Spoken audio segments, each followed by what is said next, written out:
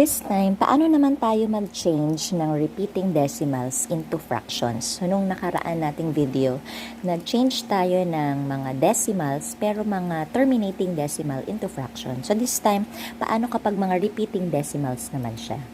So, let's have an example. Let's say, what rational number or fraction is equal to 0 and 5555? So, ang repeating decimal niya, like this one. So, infinite siya, paulit-ulit.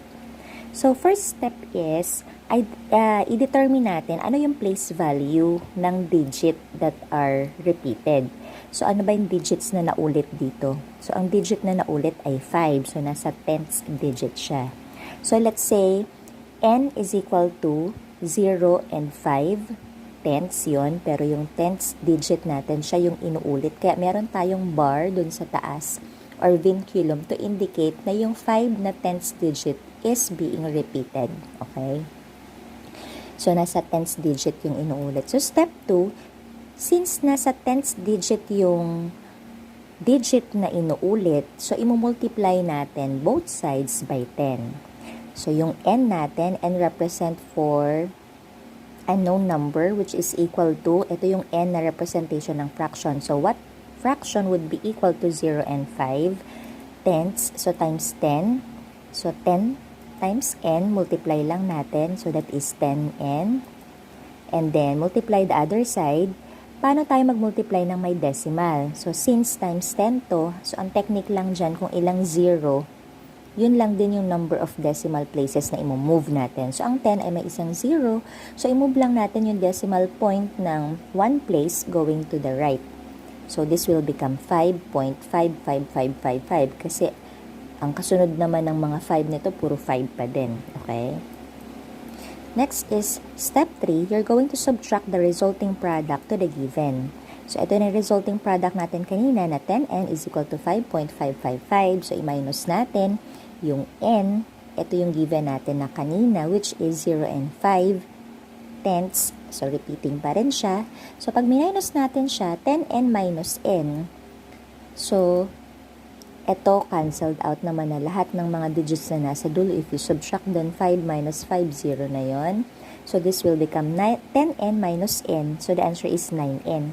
So, itong n na to, ibig sabihin, merong 1 to na coefficient. Kaya, 10 minus 1, you still have 9. So, 9n is equal to 5 minus 0. So, the answer is 5.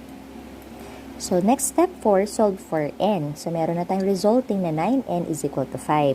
Paano natin isosolve yung n? So, ang gagawin natin, imumultiply lang natin both sides kung ano yung multiplicative inverse or applying the multiplication property. So, kung ano i-multiply mo sa kabila, yun ang imumultiply mo din sa kabilang side. So, mag-multiply tayo ng inverse ng 9 para lumabas yung n, masolve natin yung n. Kasi if you multiply this, 1 times 9n is 9n. So, yung denominator niya, 9, ibig sabihin ng 9 dito, 1 lang din yung denominator. So, 9 times 1 is 9. So, it's 9n over 9 is equal to 5 times 1 is 5. Then, 1, the denominator times 9 is 9. So, 5 over 9. So, 9n divided by n. So, pwede na natin cancel out yung 9 kasi 9 divided by 9 is 1 times n. So, n na lang. So, n is equal to 5 over 9. So, ibig sabihin, ang 0 and 5 na repeating digit, 5 tenths na repeating digit, ay equivalent siya sa 5 over 9. So, kahit na i-press nyo sa calculator, if you try to check that on the calculator, pag press nyo yung 5 divided by 9 sa calculator, ang lalabas doon ay 0.555555. So, infinite siya. Let's try another example. For example, determine the place value. So, first is determine. Let's say, ang given natin ay 0 and 18. Paulit-ulit. Let's say, 2-digit na siya. 181818. So, 181818. So, identify natin yung place value na naulit. For example, this one, nasa hundreds digits siya. So, tens hundreds. So, dalawang digit yung naulit up to hundreds place. Kaya, yung place value ng repeating natin is up to 100 place. So, since nasa hundreds digit siya or hundreds place, i-multiply natin both sides by 100. Ito yung kanina. Nahuli yung tanong natin, which is equal to 0 and 18. So, multiply lang natin by 100. So, 100 times n, 100 n. 18 times 100, ilang zeros meron tayo? Dalawa. So, i-move lang natin yung decimal point natin ng 2 decimal places going to the right. So, this will become 18.18181818. Na-move lang naman siya. So, i-subtract uli natin yung product doon sa given. So, 100n is equal to, ito yung kanina, 18.18. Sa n is equal to 0 and 18, 18. So, repeating siya, nasa hundreds digit siya. So, pag sinubtract natin, 100n minus n. So, ang n ay may 1 na coefficient uli. So, ibig sabihin niya 100 minus 1. So, 99. So, just copy the variable n. And then, 18.18 and so on. Minus 0 and 18 hundreds. So, cancel out na yon. So, 18 minus 0, 18 na lang. Then, step 4, solve for n. So, ito na yung kanina, 99n is equal to 18. I-multiply uli natin, applying the multiplication property of equation. I-multiply natin by 1 over 99, yung multiplicative inverse niya, para makuha natin yung value ng n. So, pwede na natin i-cancel yun, kasi 99 over 99 is 1. So, 1 na lang yung natira, 1 times n, so n na lang. So, 18 times 1 is 18 over 99. So, n is 18 over 99. Tapos, tingnan natin. So, ito na ba yung answer? So, 18 over 99. So, pwede pa natin siya i-simplify by getting the greatest common factor. So, si 18 ay pwede siya i-divide by 9 at si 99 ay pwede rin i-divide by 9. So, may common factor sila na 9. So, pag sinimplify natin yung numerator, 18 divided by 9, so the answer is 2 and 99 over 9 is 11. So, ibig sabihin, ang equivalent ng 0 and 18 hundreds na repeating na 0, 1, 8, 1, 8, 1, 8 na walang katapusan or infinite, the answer is 2 over 11. So, try to check it also on the calculator. If you press 2 over 11, so ang lalabas sa calculator mo, 0.1818118. It's infinite. The next one. What rational number of fraction is equal to 1.042424242? So, infinite uli siya. Pero this time, meron siyang non-digit na hindi repeating. Meron din siyang digits na repeating. So, what have you noticed with the given? For this given, yung 4 and 2 lang ang nauulit. Pero merong 0 na decimal na hindi naulit. So, anong gagawin natin dito? So, first is, i-determine natin yung place value ng non-repeating. Okay? Kasi merong non-repeating tsaka repeating. So, n is equal to, parehas din niya sa 1.042. Ang naka-vinculum lang yung 42 kasi siya lang yung digit na naulit. Pero yung 0, hindi siya repeating digit. Okay?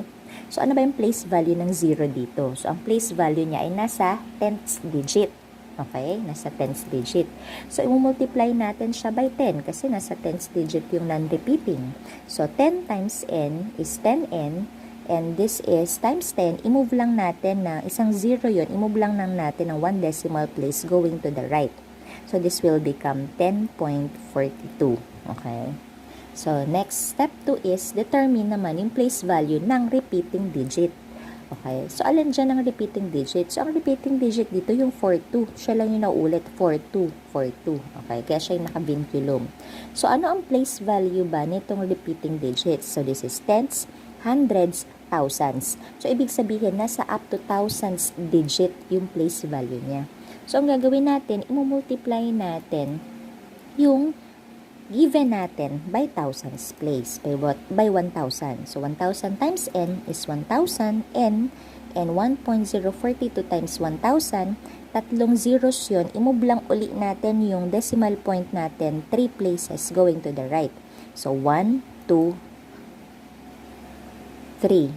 Okay? So, this will become 1,000 n is equal to 1,042.42. Okay, 4242 pa rin yun kasi nga repeating siya.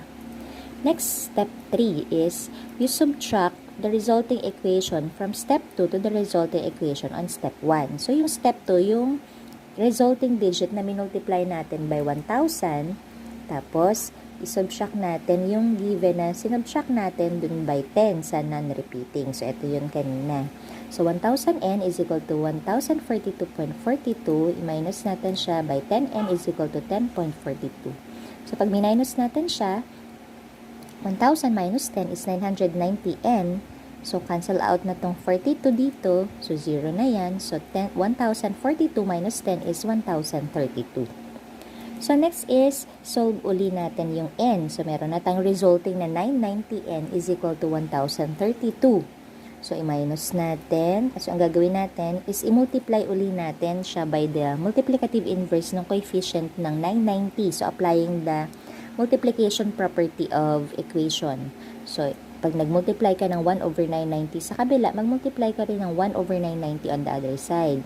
So, it will become 990n over 990. So, you multiply this one, 1,032 over 990. So, n, you divide this 990 by 990 is 1. So, cancel out na yun. So, you still have n is equal to 1,032 over 990. So, simplify natin yung answer by reducing the fraction into lowest term. So, ito na yung resulting natin kanina. So, ano ba yung GCF niya? So, let's say 6 ang GCF. So, kung 6 ang GCF niya, i-divide natin itong 1,032 by 6. So, i-divide din natin yung denominator by 6. Okay? So, ang result ay 172 over 165. So, let's say, paano kung hindi ko agad naisip yung 6? Possible din naman yung halimbawa, 1,032 dahil nag-end siya sa 2-digit, tapos ito sa 0. So, ibig sabihin, divisible sila by 2. Let's say, ang unang naisip ko ay 2. Pwede naman yun. I-divide ko muna 1,032 by 2, 990 by 2. So, para lang mas lumiit yung number. So, 516 over 495. So, tingnan mo uli, pwede pa ba uli siyang i-divide? So, maisip mo na, pwede pa uli siya i-divide by 3. So, if you divide this by 3, marireduce din siya sa 172 over 165. So, parehas lang din. So, kung hindi mo maagad maisip yung 6 as the greatest common factor, pwede mo siyang i-reduce pa unti-unti. Kung ano yung unang factor, let's say divisible siya by 2, divisible siya by 3, kasi 2 times 3, 6 din yun. So, the answer is 172 over 165. So, that is the equivalent in decimal form.